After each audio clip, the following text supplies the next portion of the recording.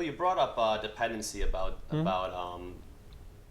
receiving love from someone else, being dependent on, it. And I think that gets in a little topic about loving yourself first, which is the first part of your book. Let's say. I mean, can you elaborate on that a little bit? It's one of the things that I'd love to talk to Gary Chapman about, and I had him on my show a few years ago, but that was before I fully discovered what I wanted to say.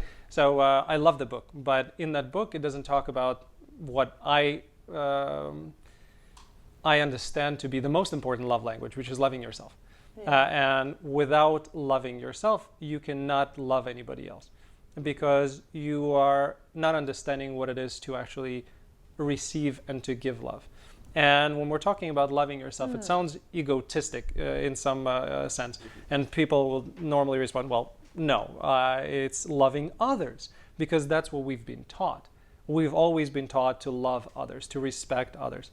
And that's how, unfortunately, we're perceiving that in order to get love, love is external. And when we give love to somebody else, we're going to receive love. And that's the way that this cycle works. We've gotten it from our parents. Our parents loved us. Our friends loved us. There are certain ways to show love to us that we're okay with, and certain ways we're not okay with. Nobody, unfortunately, well, I'm not going to say nobody because people are starting to talk about it, but I haven't heard too many holidays. We have Valentine's Day, we have Sweetest Day, we don't have Love Yourself Day, which has all sorts of connotations, and we're not talking about the sex one. Actually, those days are there. The real Love Yourself Day, unfortunately, is not. But it's really about acknowledging and accepting who you are. And once you understand that, then you stop looking at your partner from a position of dependency on them.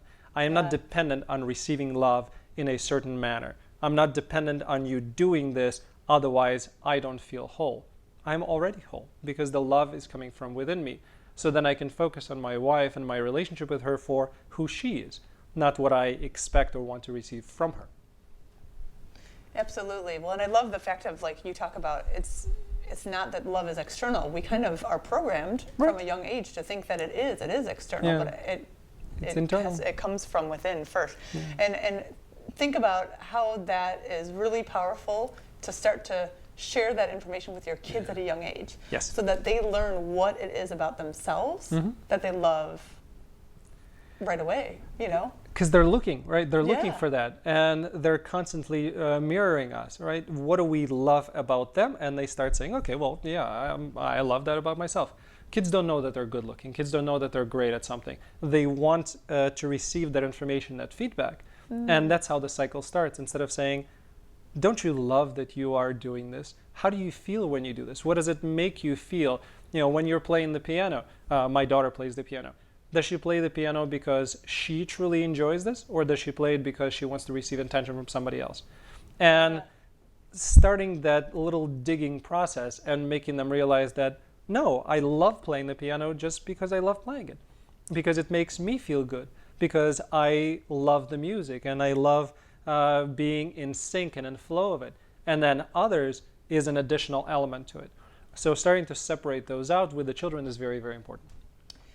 That's so interesting because you're starting to tie in already the emotions, right? So being aware of how you feel is probably the first way to kind of indicate to your kids so they can kind of get this parameter, right? Of, well, how do I know what I love about myself? I don't know. Well, what makes you feel the best? Because your emotions are like your guidance system, if you will. Yeah, it's what makes you feel joy. And for me, I love the word enjoy in the traditional spelling, but to me, it's the enjoy, I-N-J-O-Y, because it's living in joy is what your barometer is of what you love.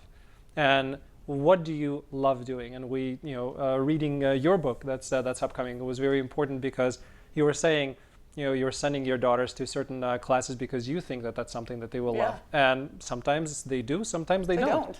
And I've noticed the same thing with mine. We're very specific as parents. We want the best for our children, and we're saying, okay, we need for them to be well-rounded individuals. We need a physical activity, we need a creative activity, we need a mental activity, and you're going to be going to these classes.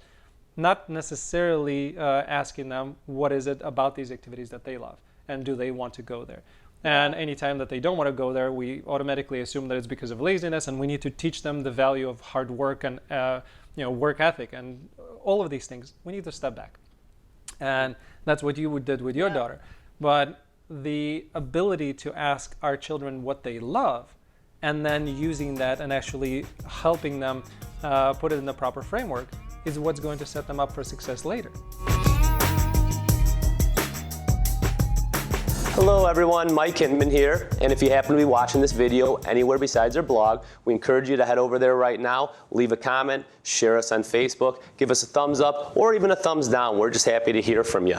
And if you did like the content on the video, please subscribe to our channel. And if you haven't done so already, go and visit hinmans.com, get your free gift with additional tools and strategies that will help your child out. Last but not least, we do have a new book coming out shortly. You can get your free copy just by sending us an email using info@hinmans.com. Again, thanks so much from the Hinman Holistic Health Institute, where family health is made easy.